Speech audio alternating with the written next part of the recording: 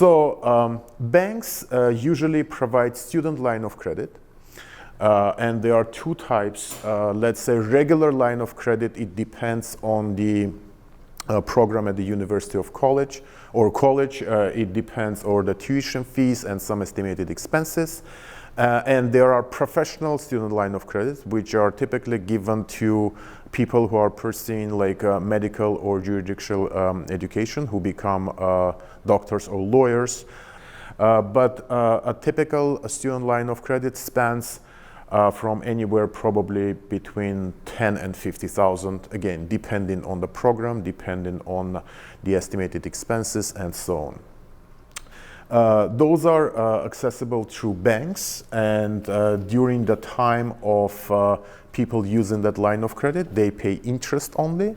And after 2 years after graduation, that line of credit becomes a term loan. So if it's a student line of credit, despite the fact that in principle it's a revolving credit, eventually it becomes a term loan and it has to be paid off. So, and again, for line of credits which are given by the bank, just to contact your bank advisor, or call 1-800 number at the back of the card. Go to the website, and there will be a link how to navigate through, learn more about student line of credit.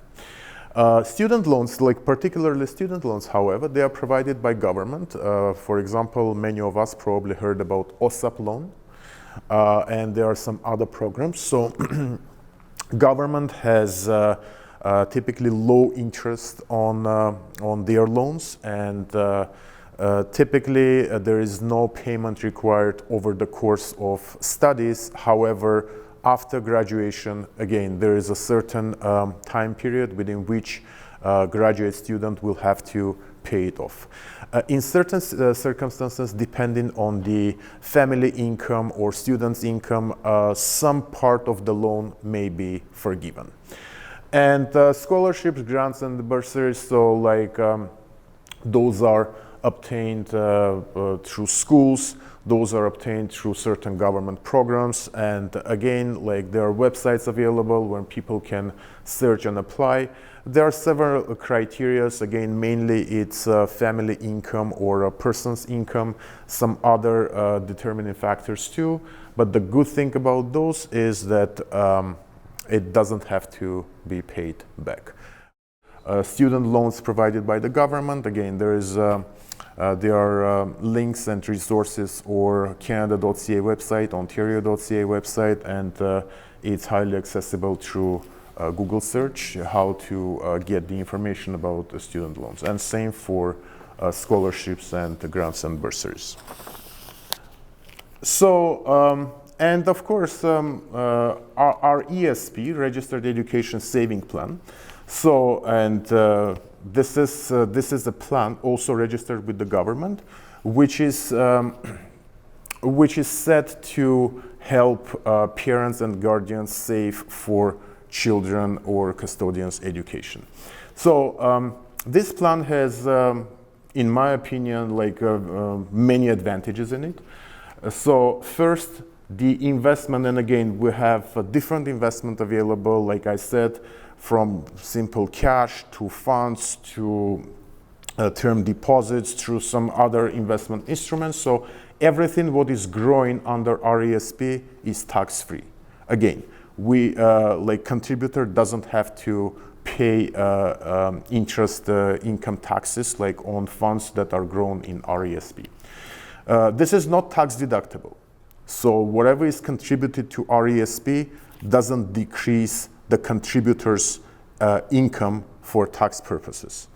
However, government has certain programs to stimulate saving in RESPs, and I believe a most common program is that government matches up to $7,200 for a lifetime of RESP, which is split into $500 a year over the course of 7 years. So in other words, If person is contributing at least $2,500 per year, government matches 20% of it, which is $500. The lifetime contribution for RESP is $50,000, so which means that contributor, there are no like annual contribution limits or whatever, like unlike TFSA. So you open RESP account, for the life of it you can contribute 50,000 in whatever portions or whatever frequency you want. However, if you maintain among your general contributions, if you maintain $2,500 contribution per year, so government will match 500 for each of those years. So essentially, if you do that, at the end of the RESP, in addition to your contribution, you will get $7,000 from the government as a free money. However, those free money are to be used towards the education. It cannot be used for anything else. Their criteria, I guess, is again family income and some other variables. But when you come to the bank to open RESP, your application for additional bonds and grants are automatically submitted with your initial RESP submission. So, Registered Disability Saving Plan is a saving plan, and every person who is eligible for tax disability credit are eligible for this plan that is registered with the government too. This is a saving plan with the government for people with disabilities. And there are also certain incentives in it, and if again anybody is interested, so we can obtain more information when that person comes in or contacts us, because again this is not done at the branch, but banks do that. Similarly to other registered products, so earnings grow tax-free, and they are also eligible for some government incentives, up to $7,000 in grants and up to $20,000 in bonds. This is a bit unique and specific, so I can't unfortunately disclose more details on this, but it's available through government websites.